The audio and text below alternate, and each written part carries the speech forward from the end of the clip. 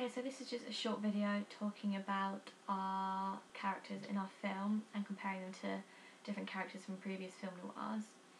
With our characters, we kind of wanted to keep them kind of as stereotypical characters from film noir films that we've had. Like, obviously we have the femme fatale, we have the main protagonist, we have the villain.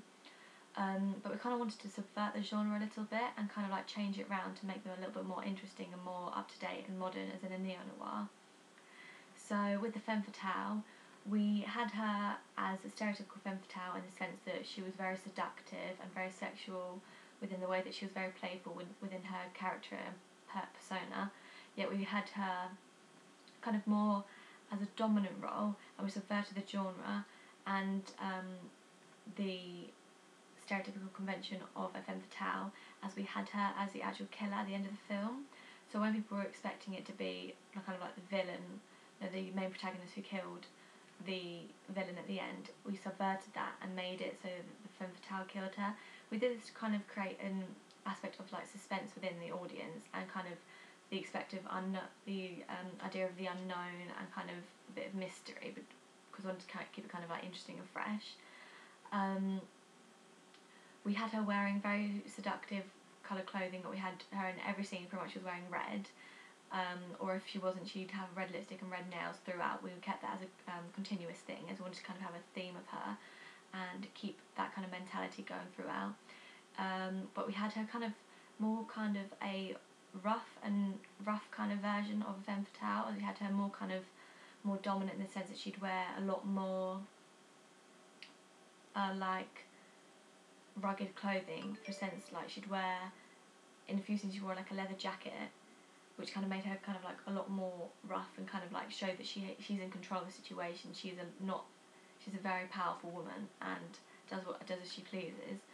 With the character of Jake, we kind of made him the opposing character to the villain completely, in the sense that he's very, very vulnerable and a very kind of like young boy who's kind of just grieving over his father's death, but we've had him portrayed in a way that we can see he's a very clever and intelligent person, which is kind of I guess a key element of film noir, as when you see that the detective role in films, or policemen, they are very knowledgeable in the sense that they know what they're looking for. They're out to set and find the truth, which is exactly what Jake is doing, but he's kind of handling in a more childlike manner due to obviously his age, and also the sense that it's not his profession to find out the truth.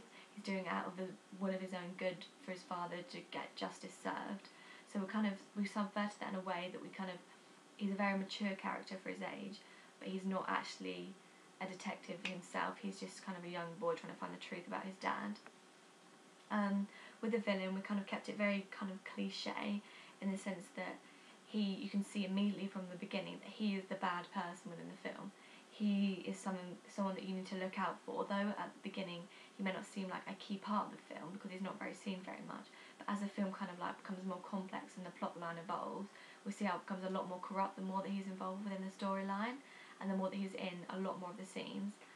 So he plays a stereotypical villain, I'd say, as in film noir, as he's got kind of like the harsh exterior. He's very like professional. He doesn't let much emotion show when he's on camera, and his persona is quite kind of rugged and very like manly and dominant, which is the main role of a villain that you'd see in a film noir. We kind of used a mixture of different characters. We kind of focused our main protagonist, Jake, on Brendan from Brick, because he's kind of like a kind of geeky type character and someone that you wouldn't expect to be the main protagonist of a film noir, which is kind of what we were aiming for to do with Jake, because he kind of is kind of quite grungy, kind of like an indie kid, and not someone that kind of stands out from the crowd. So I think that in a way we portrayed him really well, and Brick kind of helped us to think of the type of character we wanted to have as our main protagonist. The femme fatale, I think, is kind of very stereotypically seductive, as we'd usually have, but then due to the ending of the film we see her in a different light, which kind of twists all different conventions that we'd seen in the other film noirs. We think this worked really well by having the two different sides to her and split personality. And the villain, I think he's portrayed very well due to the way that he's kind of been, from the beginning, not being introduced very much and seems a main character, then at the end obviously being a key character as he's found out to be the murderer of Jake's dad. So I think overall our characters have actually worked really well, and the help of like films such as Brick, LA Confidential and other neo-noir such as Drive, the more modern ones, have worked really well to help us achieve the type of characters we were aiming for.